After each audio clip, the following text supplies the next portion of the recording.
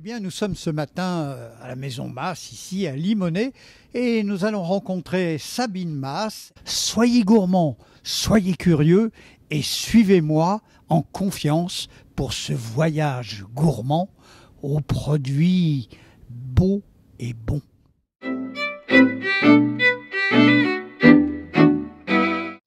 Effectivement, on va parler de ces jambons puisqu'on a été dans les premiers à importer cette merveille d'Espagne qu'on appelle communément pata negra, mais on va vous expliquer qu'il y a des nuances. En tous les cas, dans les jambons espagnols, vous avez le jambon de montagne Serrano et vous avez le jambon pata negra, le jambon ibérique. Dans le jambon ibérique, ce qui est important, c'est le producteur. Comme dans toute production, le producteur, celui qui donne la bonne alimentation, qui maîtrise toute la chaîne, où les animaux sont élevés en liberté. Ensuite, il y a des nuances qui viennent de la race, qui viennent de l'alimentation et qui viennent de la zone de séchage. Comme dans les vins, où vous allez avoir des nuances selon si on est en Bourgogne ou dans le Bordelais. Nous avons la bague noire, comme dans la volaille de Bresse, qui est une certification d'avoir du 100% pure race. Donc ça, c'est vraiment le noir, 100% pure race. Ensuite, nous avons du 50% pure race ou 75% pure race. Nous, on va faire que du 75 et on est dans le vert, c'est beau, ou dans le rouge. Tous les jambons, vous pouvez avoir deux zones de séchage. Je vais y arriver.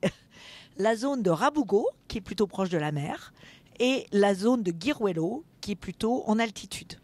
Comme c'est un séchage naturel, forcément, le climat a une influence sur le goût, comme ce qu'on disait tout à l'heure sur le vin.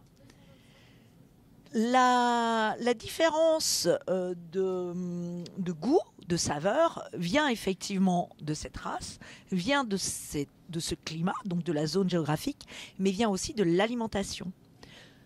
Le rouge ou le noir, donc 100%, 75% pure race, vont être nourris 100% au gland, qu'on appelle bellota en Espagne, d'où l'appellation jambon bellota.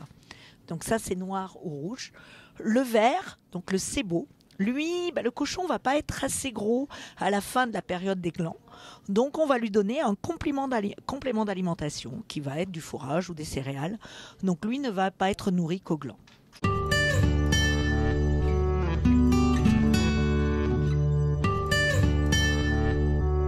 La différence de prix, on va être quasiment du simple au double entre un cébo et un pata negra. Et un pata negra pure race bellota. Voilà. Du simple au double. Après, on va avoir des différences de prix aussi et des différences de goût entre une épaule et un jambon. Là, vous les avez désossés. Vous voyez, le jambon est beaucoup plus gros qu'une épaule, a plus de gras. Donc plus de longueur en bouche, puisque toute la saveur est dans le gras infiltré. C'est vraiment cette propension du cochon à stocker ce gras, et puis son activité physique qui donne ce goût incomparable. Bien sûr, l'alimentation. Mais vous allez avoir plus de gras dans un jambon que dans une épaule. Certains vont préférer l'épaule, d'autres le jambon. C'est vrai qu'un jambon, ça peut être un peu gros. Avec os, on va être sur 7 kg. Là, désossé, on va tomber sur 4, plutôt 2 pour l'épaule. On peut avoir donc des tiers de jambon, voilà, donc coupé en 3. Ou on peut avoir du jambon déjà tranché en assiette, tranché à la main, en Espagne, ou tranché sur des petites plaquettes. Donc pareil, soit en 100% pure race bellota, le noir, soit en cébo, le vert. Un jambon de cette qualité, c'est comme un caviar. En fait, c'est un jambon de dégustation. Donc on va le consommer très simplement. On peut même comparer. Cébo, un pure race, c'est toujours intéressant. Une épaule, un jambon. Mais on va le consommer très simplement. Ce qui est en Espagne, ils vont avoir tendance, effectivement, on oublie le cornichon, on oublie le côté vinaigré. En Espagne, ils vont avoir tendance à plutôt le mettre sur du pain grillé avec du piquillos ou de la tomate.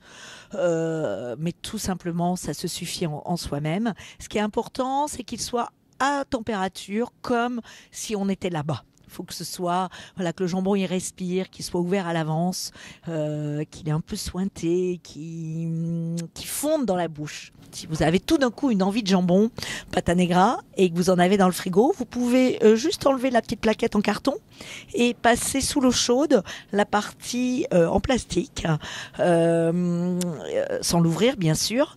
Et du coup, le jambon va devenir plus souple et va reprendre cette température. Et vous allez, une fois que vous allez l'ouvrir, retrouver la même sensation que si vous l'aviez ouvert à l'avance. C'est vraiment un grand produit qui supporte pas la médiocrité. Donc, c'est comme tout grand produit, il vaut mieux en manger moins, mais manger du bon.